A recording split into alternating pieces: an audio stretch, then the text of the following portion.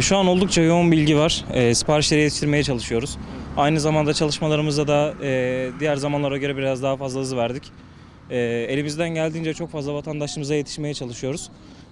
Dışarıda kalan çok fazla insan var. Evet. Ve bu da çadırlardan daha sağlıklı bir ürün olduğu için, içlerinde soba yakabildikleri için ve daha sıcak olduğundan dolayı talep artıyor ister istemez. Biz de fiyatlar konusunda elimizden geldiğince yardımcı olmaya çalışıyoruz halkımıza. Üretimimizi şu an Malatya'da yapıyoruz. Fabrikamız burada, evet. Özsan Sanayi Sitesi'nde şu an. Satış ofisimiz de yine dediğim gibi çevre yolunda bulunuyor. Şu an şantiye tipi konteynerler veya içi boş olan konteynerlarımız 60-65 bin lira civarından başlamakta.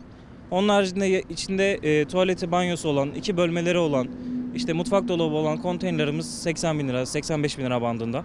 Onun haricinde istedikleri büyüklükte konteynerlar taşınabilir yapılar yapabiliyoruz.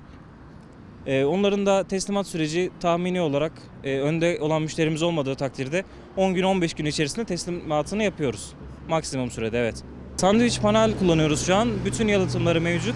Hem çatıda 10 santim izocam, cam yünü ve aynı zamanda taş yünü bulunabiliyor.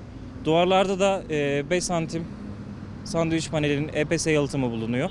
Tabanlar laminat parke olduğundan dolayı yalıtıma oldukça etki sağlıyor bunlarda. Şu an yaklaşık 4 gündür çalışma yapıyoruz. 4 günde de 30'u aşkın konteyner satışı yaptık. Bunun haricinde bunların yanı sıra çelik konstrüksiyon, beton panel dediğimiz prefabrik yapılar da mevcut tabii içinde. Konteyner açısından tabii bir durgunluğumuz vardı. Prefabrik olarak, çelik konstrüksiyon olarak yoğunluğumuz devam ediyordu. Fakat depremden sonra konteyner olan ilgi biraz daha arttı. Konteyner yoğunluğumuz eskisine göre çok arttı şu an. Şu an halkımız internette belli başlı fiyatlar görüyor. Bu fiyatlar nedir? 20 bin lira, 25 bin lira, 30 bin lira civarlarında konteyner fiyatları görüyorlar. Diğer firmaların söylediği olay şu. Nakliye ücretini gönderin, biz size konteynerları gönderelim gibisinden bir bilgi veriliyor. Yalnız nakliye paralarını, nakliye ücretlerini aldıktan sonra herhangi bir ortada konteyner veya ürün olmadığından dolayı halkımızın parası tamamen gidiyor. Yani biz bunun için gelen halkımızı uyarıyoruz. Gereken bilgiyi onlara sağlıyoruz. Şu an en yükseği 160-170 bin liralara kadar çıkıyor ürünlerde. Onlarda metrekare büyüyor. Önünde balkonları bulunuyor. Pencereler daha büyük oluyor ürünlere göre. Ayrıyeten çelik kapıları bulunuyor ürünlerde.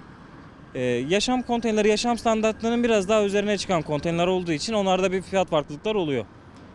Genelde de bu ürünler hobi bahçeleri için tercih edilen dolayı biraz daha maliyetli.